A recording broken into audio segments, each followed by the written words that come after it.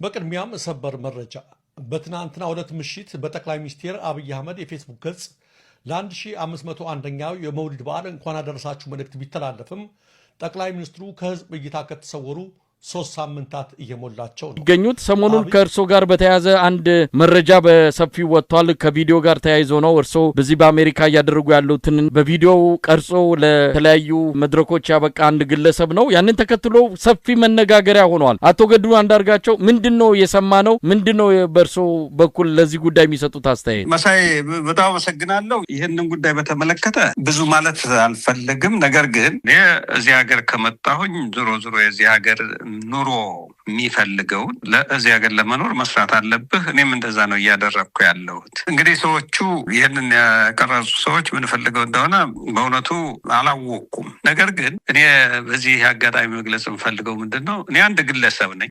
እንደ አንድ ግለሰብ በዚህ ሀገር በነፃነት ለጊዜው ያገኘሁትን ስራ እየሰራው ኑሮዬን እየገፋው ነው ያለሁት። ግርማ ሰይፉ ገዱ አንዳርጋቸውን በተመለከተ ዝንጀሮ በወጣትነቱ የዘለለውን ጉድጓድ በሽምግልናው ወቅት እዘላለሁ ስል ነው የሚሞተው ብሎ በገዱ ላይ ሲያሾፍ ተመልክተናል።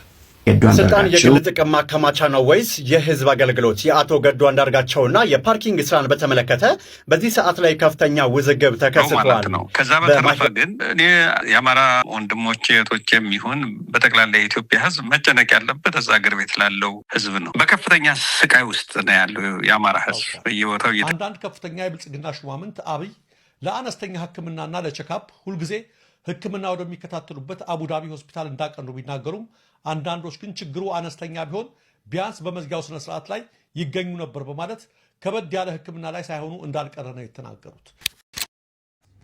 ሰላም ለእናንተ ይሁን። እንደምን አላችሁ? እንደምን ቆያችሁ? ውድ የክብረ ተዋሕዶ ሚዲያ ቤተሰቦች በያላችሁበት ሰላም እግዚአብሔር ከሁላችሁ ጋር ይሁን፣ አሜን። የአምላካችን ስሙ የተመሰገነ ይሁን። በዛሬው ቪዲዮ እንግዲህ ለየት ያሉ አዳዲስ ነገሮች ይዤላችሁ መጥቻለሁ። መጀመሪያ የምንመለከተው የኢፌዴሪ ጠቅላይ ሚኒስትር ዶክተር አብይ አህመድ ባይሰሞን በተለይ ደግሞ የምክክር ኮሚሽን ላይ መዝጊያ ላይ ያለመገኘታቸውን ተከትሎ በጠና ታመዋል፣ ሆስፒታል ገብተዋል፣ ወደ ውጭ ሀገር ወደ ሕክምና ላይ ናቸው የሚሉ መረጃዎች እየወጡ ይገኛሉ። በእውነት እየሆነ ያለው ነገር ምንድነው የማሳያችሁናል ማለት ነው። እንዲሁም ደግሞ የቀድሞ ውጭ ጉዳይ ሚኒስትርና የአማራ ክልል ፕሬዚዳንት የነበሩት አቶ ገዱ አንዳርጋቸው ባይሰሞን በተለቀቀው የፓርኪንግ ስራ ላይ ባሉበት ሁኔታ ላይ የተለቀቀው ቪዲዮ ተመልክቶ ከጋዜጠኛ መሰል መኮንን ጋር በመቅረብ ምላሽ ሰጥተዋል። ምን አሉ?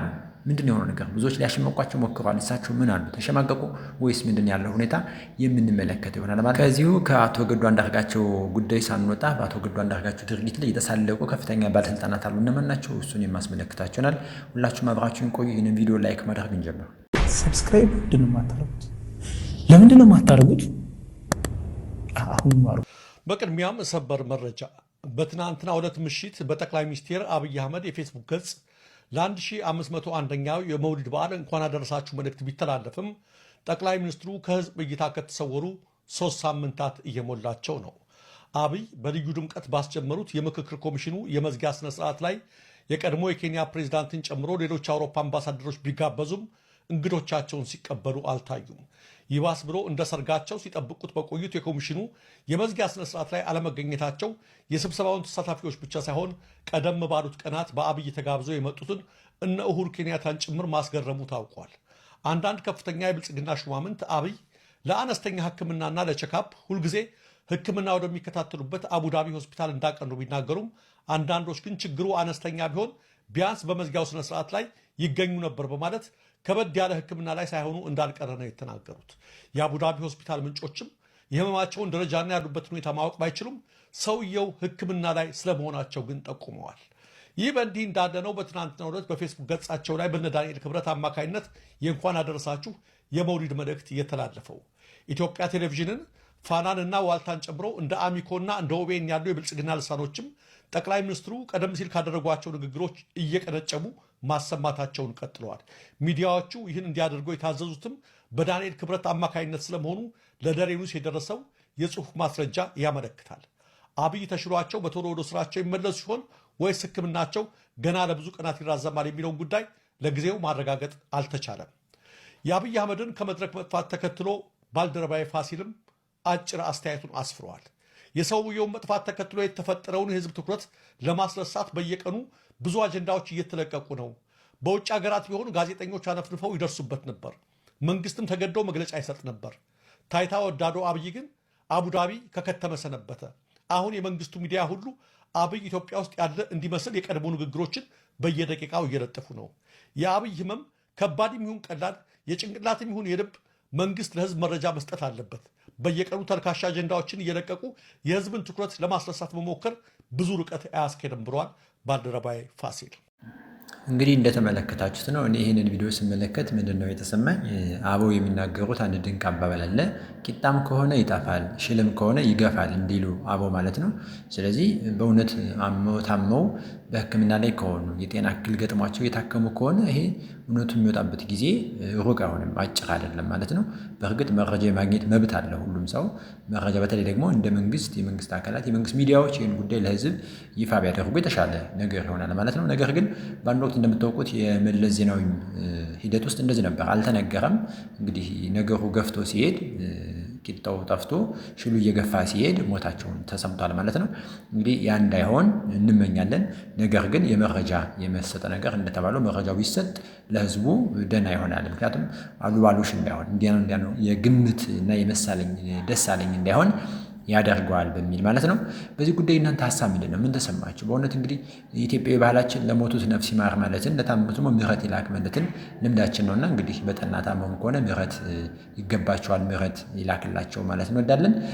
እስኪ ወደ አቶ ገዱ አንዳርጋቸው ቪዲዮ እንመለስ። አቶ ገዱ አንዳርጋቸው አስተያየት ሰጥተዋልኝ በጉዳዩ ላይ ፓርኪንግ ስራ ላይ የተለቀቀው ቪዲዮ ላይ ምንድን ነው የገጠማቸው? ከጋዜጠኛ መሳይ መኮንን ጋር ተገናኝተው ጉዳዩን ግልጽ አድርገውታል፣ ምላሽ ሰጥተዋል። እሱን የምንመለከተናል። እስኪ አስቀድመን እነዚህ እንያቸው። ስልጣን የግል ጥቅም ማከማቻ ነው ወይስ የህዝብ አገልግሎት? የአቶ ገዱ አንዳርጋቸውና የፓርኪንግ ስራን በተመለከተ በዚህ ሰዓት ላይ ከፍተኛ ውዝግብ ተከስቷል። በማህበራዊ ሚዲያ ላይ የተሰራጨ የሚገኘው የአቶ ገዱ አንዳርጋቸው ቪዲዮ ማህበረሰቡን ለሁለትም ከፍሎታል። አንደኛው ወገን ባለስልጣን ሆኖ ያልበላ ሞኝ ነው፣ ሲሻር ይቆጫል የሚለው የቆየ አመለካከት ግለሰቡን ለማሸማቀቅ ሲሞክርም ይታያል። ሁለተኛው ደግሞ ታማኝ ስለነበሩ ነው ዛሬ በላባቸው የሚኖሩት የሚለው ወገን ደግሞ ድርጊቱን እንደ ትልቅ የሞራል የበላይነት እየወሰደውም ይገኛል። ቪዲዮ እውነት ይሁን አይሁን በውል ባልተረጋገጠበት የተሰነዘሩት አስተያየቶች ግን ስለ ስራና ስለ ስልጣን ያለንን ግንዛቤ በግልጽም አሳይተዋል። ለመሆኑ ስልጣን የግል ጥቅም ማከማቻ ነው ወይስ ደግሞ የህዝብ አገልግሎት? የእናንተ አስተያየት ምንድን ነው? ኮመንት ላይ ጻፉልኝ። ግርማ ሰይፉ ገዱ አንዳርጋቸውን በተመለከተ ዝንጀሮ በወጣትነቱ የዘለለውን ጉድጓድ በሽምግልናው ወቅት እዘላለሁ ስል ነው የሚሞተው ብሎ በገዱ ላይ ሲያሾፍ ተመልክተናል። ገዱ አንዳርጋቸው ሳይዘርፉ በንጽህናቸው ፓርኪንግ ሲሰሩ ጠቅላላ የብልጽግና አክቲቪስት ተሰባስቦ ገጥቀጥ ተነሳ። ፓርኪንግ ሰራ፣ ለምንደኛ አልዘረፈም፣ ለምንደኛ ሌባ አልሆነም ብለው ማለት ነው። ኤክሰፕት ያየሁት ናትናኤል መኮንን እግዚአብሔር ይስጠው ለመጀመሪያ ጊዜ ደህና ነገር ሲያወራ አየሁት። አሁን የባሰው ግን ግርማ ሰይፉ የሚባል ሰው ግርማ ሰይፉ ተራ አትክልተኛ ሆኖ ነው አስቡ እንደዚህ እያለ ያለው። ይህ ሰው የውጭ ጉዳይ ሚኒስትር የነበረ፣ የክልል ፕሬዚደንት የነበረ፣ የጠቅላይ ሚኒስትሩ አማካሪ የነበረ ሰው ነው። ጥቂት ማሽቃበጥን ቢያክልበት ቢሊዮነር ይሆናል። እንዳንተ አትክልት የተከለ አይደለም። በነገራችን ላይ እንዳንተ ችግኝ እያፈላ አይደለም። የአገሪቱ ቺፍ ዲፕሎማት፣ ውጭ ጉዳይ ሚኒስትር፣ ከጠቅላይ ሚኒስትር ቆጥሮ ሁለተኛ ስልጣን የያዘ ሰው ነው። ጥቂት ማሽቃበጥ ጠብ ማድረግ ብቻ ነው የምጠበቅበት ቢሊዮነር መሆን ከፈለገ። አንተ እንኳን በየመንገዱ ችግኝ ተክለህ ህይወትን ቀይረሃል። ወደ ሀገር ውስጥ መጥቶ በሰላማዊ መንገድ እንድታገል ምኞታችን ነው። ገዱ አንዳርጋቸው ሲታኮስ ነው ያየኸው? ስንት ሰው ነው የገደለው? የትኛውን አንጃ ነው ሲመራ ያየኸው? አለቆችን ለማስደሰት ብለህ እችን ችግኝ መትከል ስራ ሆና በዚች ያገኛትን ጥቅም እና ምናልባት አፓርትመንትና ቪኤት ምናምን ተሰጥቷል። ለዛች ብለህ በክብር በዚህ እድሜ ስራ ክብሩ መሆንን ያሳየን ሰው ዝንጀሮ በወጣትነቱ የዘለለውን ጉድጓድ በሽምግልናው እዘላለሁ ስል ነው የሚሞተው ብለህ ታሾፋለህ። በነገራችን ላይ ግርማ ሰይፉ የህሊና ቢስ ምልክት ነው። ህሊናቸውን ከሚሸጡ ሳይሰሩ የሚበሉ ሰዎች ምልክት ሆነ ቅርስ ሆነ ትኖራለህ በዚች ሀገር ላይ። ገዱ አንዳርጋቸው ግን ሰርተው የሚበሉ ሰዎች ምልክት ሆነ ይኖራል። ያሽቋላጭነትና የጭራ መቁላት ሐውልት ሆነ ትቆማለህ አንተ እዚህ ሀገር ላይ። የማታምነውን ነገር የአትክልት ስራህን ለማስቀጠል በሚል ሼም ኦን ዩ። ግርማ ሰይፉን የሚያክል ፖለቲከኛ በዚህ ልክ ያስመሳይነት ጥግና የተላላኪነት መንፈስ ይኖራል ተብሎ ሲታይ በጣም እውነትም ሸሞን ነው፣ ያሳፍራል። አቶ ገዱ አንዳርጋቸው እንዴት አልሰረክም እንዴት አልዘረፍክም ብሎ በዚህ ልክ አሽሙር መናገርና ሽሙጥ በታላቁ አቶ ገዱ አንዳርጋቸው ላይ ማሾፍ ግርማ ሰይፉ ምን ያህል ከእውነት የተፋታህ ከእውነት የተጣላህ አስመሳይ ተላላኪ ሰው እንደሆንክ ያሳያል ማለት ነው። እንግዲህ ምን ማለት ያቋም ሰው እንዳለው ዛሬ አንተ ችግኝ ተካይ ብለህ ተቀምጠ የመንግስት ዳህንጎት እየወሰድክ ተቋሚ በሚል ስም የመንግስት ደጋፊም ደግሞ ለማስመሰል መንግስትን ለማስደሰት እንጀራን ለመሙላት እንዲህ ያሉ ነገሮች ስትናይ እጅግ በጣም እናዝናለን። በእውነትም እንደተናገረ ወንድማችን ግርማ ሰይፉ ማለት ያስመሳይነት ሐውልት ይሆናል ማለት ነው። ነገ ልጆቻችን በትምህርታቸው የልጆቻችን ትምህርት ሲማሩ በመጽሐፍ ደረጃ የአቶ ገዱ አንዳርጋቸው የስራ አክባሪነትን እንዲሁም ከታላቅ ከፍታ ከስልጣን ማማ ወርዶ ዝቅ ብሎ መስራት የሚቻልን አርያ ምሳሌ ሆኖ እንደሚማሩት እርግጠኞች ነን። አንተን ደግሞ ግርማ ሰይፉ በዚሁ ልክ ያስመሳይነት ጥግ መማሪያ እንደምትሆን ምንም ጥያቄ የለውም። ፋርሴ ቡላዎች ግን ምን አደርጉ ነው የምትሉን? አቶ ገዱ አንዳርጋቸው ፓርኪንግ እየሰሩ ነው አሜሪካ ላይ እና ምን ይሁን? ይህ እኮ ሊያስመሰግናቸውና ሊያስወድሳቸው ነው የሚገባው። እንዲህ አይነት ክልል የመራ ፕሬዝዳንት ወይም ደግሞ እንዲህ አይነት በሚኒስተር ደረጃ ያገለገለ ትልቅ ባለስልጣን ከስልጣኑ ሲወርድ ገንዘብ ሳይኖረው ቀርቶ ራሱን ለመደጎም ፓርኪንግ ሲሰራ ከታየ ያንን ግለሰብ ያፈራው ማህበረሰብ ሊኮራ ይገባል። የምሬን ነው። ምክንያቱም እንደሌሎቹ ታላላቅ ባለስልጣናት በዱባይ፣ በስዊዝ ባንክ፣ በተለያዩ የውጭ ሀገራት ቅንጡ ቪላዎች፣ የተለያዩ አፓርትመንቶች ገንዘብ በዶላር ቀይረው በስዊዝ ባንክ ያላከማቹ ፕሬዝዳንት በመሆናቸው ራሳቸውን ለማስተዳደር በንጹህ ሕሊናቸው ፓርኪንግ እየሰሩ ከሆነ አቶ ገዱ አንዳርጋቸው ሊሸለሙና ሊመሰገኑ ነው የሚገባው። ምክንያቱም ሌብነት ውስጥ የሉበትም ማለት ነው። እንደሳቸው እኮ ከስልጣኑ ወርዶ በላቡ ለመኖር የሚተጋ የቀድሞ ባለስልጣን በባትሪ ፈልጋ አታገኝም እኮ። ድንቃ ድንቅ ላይ ሊመዘገቡ እኮ ነው የሚገባው። ኢትዮጵያዊ ሆነው በሚኒስትር ደረጃ አገልግለው የክልል ፕሬዝዳንት የነበሩ ሰው ሆነው ዛሬ ላይ ከስልጣን ሲወርዱ ኑሯቸውን ለማሸነፍና ሰርቫይቭ ለማድረግ ፓርኪንግ ከሰሩ ሊመሰገኑና ሊወደሱ ነው የሚገባው። ምክንያቱም አሁን ላይ እሳቸው ንጹህ ሕሊና ነው ያላቸው። ምንም የሌብነት ባክግራውንድም የሌብነት ታሪክም የላቸውም ማለት ነው። ስለዚህ ፋርሴ ቡላ አቶ ገዱ አንዳርጋቸው ከስልጣን ወርደው ፓርኪንግ አሜሪካ ላይ እየሰሩ ነው እና ሊኮራባቸውና ሊመሰገኑ ሲገባ ልታሸማቀቅ ምን አይነት ጭንቅላት ነው ያላችሁ? ለነገሩ የእናንተ ጌቶችና የለመዳችኋቸው ባለስልጣናት ሲዘርፉና በውጭ ሀገራት ገንዘብ ሲያከማቹ ቪላ ሲገዙ ነው የምታውቁት። አዲስ ነገር ሆነባችሁ አይፈረድባችሁ። እሳቸው ትልቅና አራያ የሚሆን ተግባር ነው እየፈጸሙ ያሉት። እንዲያውም አንድ ያስታወሱኝ ሰው ቢኖር የቀድሞ የዩራጋይ ፕሬዝዳንት ከ2010 እስከ 2015 ዩራጋይን የመሩት ጆሴ ሙሄካን አስታወሱኝ። እሳቸው ከዓለማችን ዳው ፕሬዝዳንት መባል ይታወቃሉ።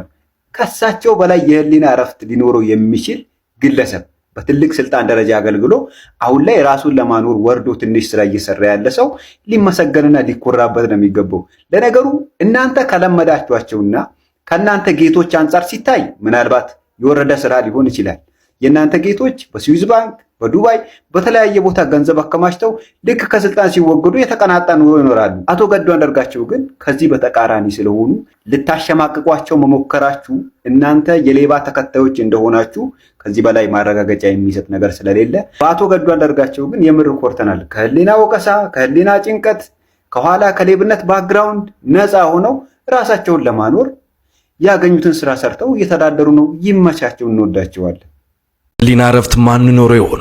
ትናንት ሀገርን ወክለው በውጭ ጉዳይ ሚኒስቴር ቢሮ ስለ ሀገር ሲሰሩ የነበሩ፣ ትናንት አንድ ትልቅ ክልልን በፕሬዝዳንትነት ሲያስተዳድሩ ሲመሩ የነበሩ፣ ኢትዮጵያ እራፊ ጥቅሞች ላይ የራሳቸውን ሁኔታ ትተው ስለ ሀገር የተከራከሩ፣ ስለ ሀገር ቆሞ በቀናነት የሰሩ ዛሬ ፓርኪንግ ሰራተኛ ናቸው። የፖለቲካ አቋማቸው ምንም ይሁን ምንም ያድርጉ በነበራቸው ጊዜ ሀገርን አገልግለዋል። ከዚህ ሁኔታ ውስጥ ሲወጡ ግን አሁን ሰው ሁሉ የሚስቅበት ነገር ግን ነገ የምናዝንበትና የምናፍርበት የፓርኪንግ ስራ ላይ ተሰማርተዋል። አቶ ገዱ አንዳርጋቸው ምናቸው የሚያስቀው ሀገርን ራቁቷን አስቀርተው አለመዝረፋቸው አፍሪካ ሀገር እንዳየነው ስልጣን መገልገያ እንጂ ማገልገያ ያላረጉ ብዙ ፖለቲከኞችን እናውቃለን። ብዙ ባለስልጣናትን በሀገራችን እስር ላይ እንደዋሉ በሙስና ተጠርጥረው በዝርፊያ ወንጀል ላይም እንደነበሩ ብዙ ዜናዎች ሰምተናል። ብዙ የፍርድ ሂደቶችን አይተናል። አቶ ገዱ አንዳርጋቸው በዚህ ሁኔታ ውስጥ አለመጠራታቸው ሊመሰገኑ እንጂ ሊሸማቀቁ የሚገባቸው አይደለም። አሁንም ቢሆን ሀገር ያጣችው ምሳሌ ታርግ የምትፈልገውም እንደዚህ አይነቱን ባለስልጣን ነው። ትናንት በቅንጡና በውድ መኪኖች በታጃቢዎች እንዲሁም በከፍተኛ በቃስር ውስጥ ህይወታቸውን ይመሩ ነበር። ዛሬ ከህሊናቸው ጋር ፓርኪንግ በነጻነት ይሰራሉ። ስልጣን ማገልገያ እንጂ መገልገያ አይደለም። ይህንን በተግባር አሳይቷል። የትኛውም አይነት ፖለቲካ አቋም ይኖራቸው፣ የትኛውንም አይነት በስልጣን ዘመናቸው ውሳኔ ያስተላልፉ የኔ ምልከታ አይደለም። ምልከታዬ ግን በአንድ ወቅት ትልቅ ቦታ ላይ የነበሩ ሰው ዘርፈው የራሳቸውን ታሻሽለው ቤተሰቦቻቸውን ለውጠው አንድ ቦታ እናገኛቸዋለን ሲባል የዕለት ጉርሳቸውን ለማግኘት ፓርኪንግ ስራ ላይ በአሜሪካ ምድር መገኘት ለኔ እንደ ኢትዮጵያዊነት በኩራት መጠቅሳቸው እንጂ ማፍረባቸው መሸማቀቅባቸውም አይደለም። ይህ የሚኖር ህይወት ነው። ሰላም። ሌባ፣ ዘራፊና አስመሳይ ግለሰቦች በአቶ ገዱ አንዳርጋቸው የሚያኮራ ተግባር ላይ ሲያፍሩ ተመልክተናል። የሚያፍሩት ደግሞ ለሱ ሳይሆን ለራሳቸው ነው። ምክንያቱም እኛ ሰርቀን እንዲህ ያለ ህይወት ነው መኖር የምንፈልግ የሚል እንደ ኩራት ስለሚናገሩለት ይህን የሚያኮራውን ተግባር ሊቀበሉት አልቻሉም። ይህን አለመቀበል አንድ ጉዳይ ሆኖ፣ ነገር ግን አቶ ገዱ አንዳርጋቸው ላይ ማፌዝ፣ መሳለቅና መተቸት እጅግ በጣም ነውር ነው። እስቲ አቶ ገዱ አንዳርጋቸው ምላሽ ሰጥቷል። ምላሹን እንስማ።